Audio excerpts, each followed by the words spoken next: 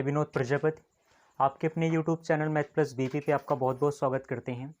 आज मैं बताने जा रहा हूँ अनुपात समानुपात का क्वेश्चंस। अनुपात और समानुपात का पहला क्वेश्चन हमारे पास है।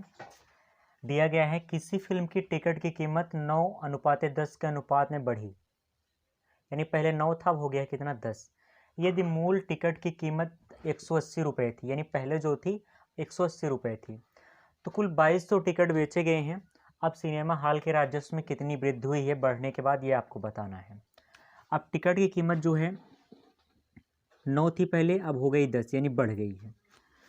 तो लेकिन शुरू में जो कीमत थी कितनी थी, 180 रुपये, यानी 9 की वैल्यू कितनी थी, 180 थी। इसका मतलब कितने गुना थी, 20 गुना थी। तो ये इसके 20 गुना थी, तो इसका भी 20 गुना हो जाएगा। इसका मतलब 20 का 10 गुना कितना हो जाएगा, 200। यानी पहले टिकट की कीमत 180 रुपये थी, अब कितनी हो गई, 200 रुपये हो गई है। अब 200 रुपये हो गई है, तो अब टिकट 2200 बेचे गए हैं। टिकट 2200 बेचे गए हैं। प्रत्येक टिकट पे कितने की वृद्धि हुई है, 180 थी 200 हो गई, यानी 20 की वृद्धि हुई है। तो 2200 पे वृद्धि कितनी होगी, तब 2200 टिकट पर वृद्धि, 2200 टिकट पर वृद्धि जो हो जाएगी 2200 गुणे 20, तो हो जाएगा 22 दूनी 44, यानी 44,000 रुपये की राजस्व में वृद्धि हो जाएगी। क्वेश्चन रहेगा किसी स्कूल में लड़के और लड़कियों का अनुपात जो है 3:2 है। लड़के और लड़कियों का अनुपात 3:2 है। 20% लड़के तथा 25% लड़कियों को छात्रवृत्ति मिली, कितने प्रतिशत छात्रों को छात्रवृत्ति नहीं मिली, ये आपको बताना है। तो यहाँ पे जो है लड़के जो हैं 3 अनुपात में है, तो ये हो जाएगा 3x। लड़कियां जो हो जाएंगी वो हो जाएंगी 2x। कुल कितने हो जाएंगे, कुल 3x और 2x मिलके 5x हो जाएंगे। अब ये हो गया। अब इसमें क्या है, 20% लड़के छात्रवृत्ति पाते हैं, तो इसका मतलब बच्चे कितने, कुल छात्र में से बच्चे कितने 20% अगर पाते हैं तो 80% नहीं पाते होंगे। और प्लस 25% लड़कियों ने छात्रवृत्ति पाई, यानी 25% लड़कियों, यानी ये लड़के हैं तो ये हो जाएगा, लड़के जो हैं 3x हैं, तो 3x का 80%, यानी 3x में, यानी कुल लड़के कितने 3x हैं, जिसमें से 20% छात्र पाते हैं, तो बचे कितने 80 जो है नहीं पाते हैं। तो अगला कितना है, लड़कियां कितने 2x हैं, इसमें से 25% पाते हैं, तो इसका मतलब क्या हो गया, 75% नहीं पाते हैं।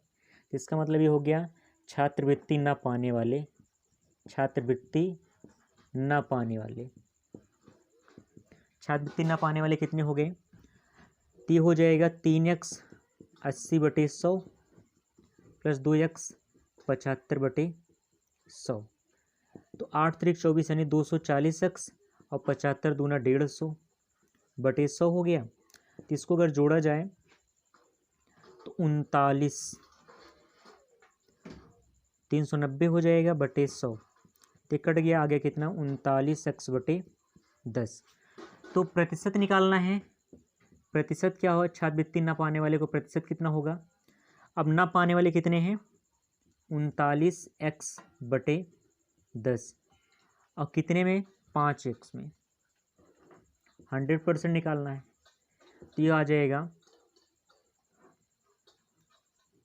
39x/10 बचे 50x हो जाएगा, गुणे 100 हो जाएगा, तो x से x कट गया, 50 दूना 100, 39 दूना 78, यानी 78% को क्या मिली है, छात्रवृत्ति नहीं मिली है।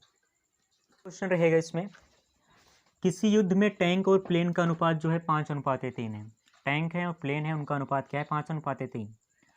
और यदि 1000 टैंक और 800 प्लेन नष्ट हो जाते हैं, 1000 टैंक और 800 प्लेन नष्ट हो जाते हैं, तब इनका अनुपात जो होता है 2:1 हो जाता है। तब बताना है शेष कितने टैंक बचे हैं। इसका मतलब टैंक जो है वो कितना है, 5x मान लेते हैं, क्योंकि अनुपात में है तो इसे क्या मान सकते हैं, कोई वेरिएबल लेके मान सकते हैं। और ये प्लेन जो है कितना है, 3x है।